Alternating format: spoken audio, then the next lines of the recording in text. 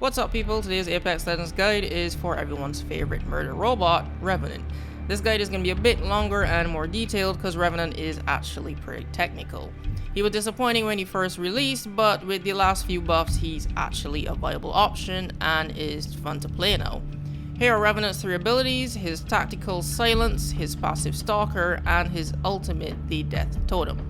Starting with his tactical silence, you launch an AoE projectile that can stop enemies from using their abilities for 20 seconds if they touch it, and also does 10 damage on initial impact. You have 2 projectiles, the runtime for each one is 10 seconds and the cooldown is 20 seconds. The stalker ability allows Revenant to climb faster and higher than other legends, and also doubles the crouch walking speed. With the death totem, Revenant puts down a totem which protects you from dying. Once you interact with it, you enter a shadow form for 30 seconds. There is no longer range on this ability, so you can run as far away from the totem as you want.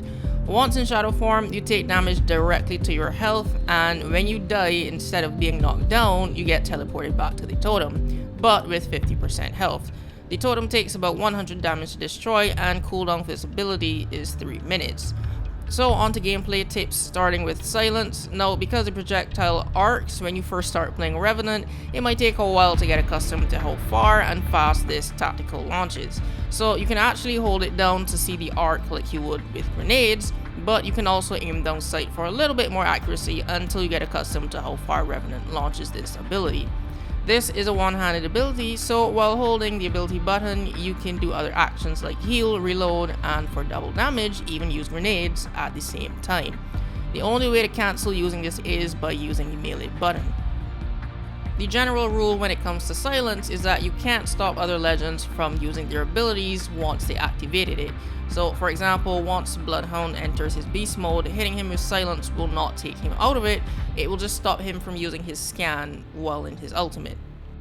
However, after doing some testing, Revenant's silence interacts differently with the following legends.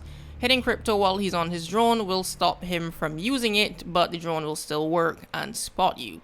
Hitting a Pathfinder mid-grapple will cancel his ability even though it was already activated, which is bad because your silence works for 20 seconds, but since Pathfinder used the grapple and you cancelled it, they have to wait 35 seconds for it to refill, so this makes Pathfinders sitting ducks basically. With Wraith, you can't hit her while she's phasing because she's in a different dimension, but if you hit her after she started using her portal, it cancels the portals, but once the 20-second timer turns off, she can activate her ult again. It doesn't count as it being used like with Pathfinder's grapple. Gibraltar's face shield can also be deactivated, so while firing at him, pop your ability so his face shield can't turn on and absorb your bullets. And lastly, Watson. Not because Revenant affects her, but actually the opposite. The silence ability is a projectile, and Watson's pylon specializes in stopping those, so don't waste your time firing at a Watson who has their ult set up. Another tip is to use Revenant's silence as a deterrent and to buy you some time.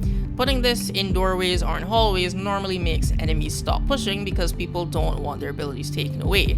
I can say normally because there are some people that will run through it anyway to come kill you, so don't expect this tactic to work 100% of the time. You can actually knock down people with silence because of the 10 damage, but the chances of it happening are really low, but it's still possible.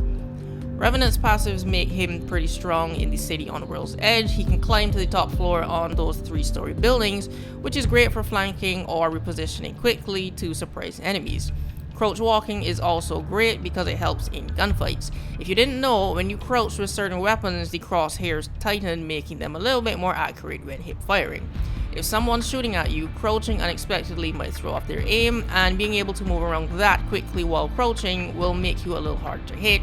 Plus the additional hip fire accuracy. You get all of those advantages just from being able to crouch walk faster than other legends. When it comes to placing the death totem, you want to put this in places that are well hidden, so when you get teleported back, you're safe, or at least behind cover. Don't place these too close to fights you're going to take, because as we all know, fights in Apex tend to move around, so if you get teleported back and the people you're fighting push up, they'll be waiting on you at the totem. Another reason you don't want to put these too close to fights or just out in the open is because enemies can also use your totem. If you shoot enemies that are in shadow form, they leave a trail back to where the totem is when you kill them, so you can use that to see the general area they got teleported back to if you want to chase them. Before you enter the totem, face the direction of the enemies you're gonna fight. When you get killed, you respawn facing the same way you entered the totem. This is just in case they push up on you, you're not facing the wrong way, and take a second to figure out which direction you were before, and they're already there to kill you. And the last tip is that you can use the death totem to recover dead teammates' banners. It's a free life, so put it down. One teammate can shoot at enemies to distract them while you run to get it. Make sure to get yourself killed once you get the banner so you get sent back to the totem and can make your escape.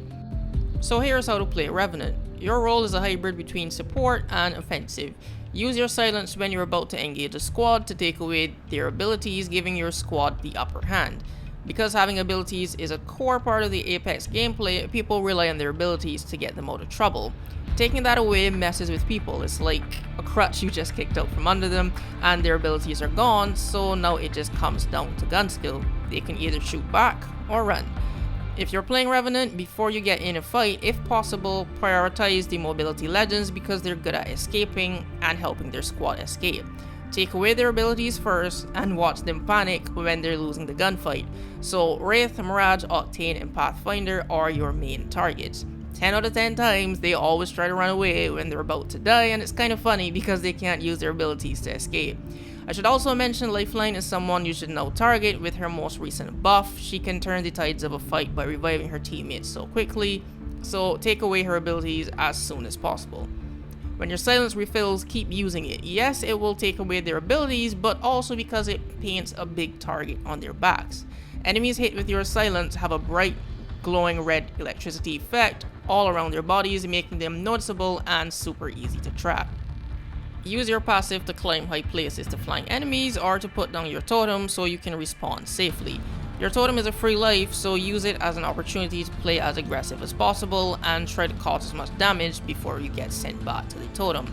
Once you get sent back, immediately go back to fight and apply more pressure to secure your kills. And that's how you play Revenant. If you found this guide helpful, you can leave a like and share it around, and as usual, if you think I left out any other tips, feel free to leave them down below and subscribe for more Apex content. Thanks for watching, and I'll see you in the next video.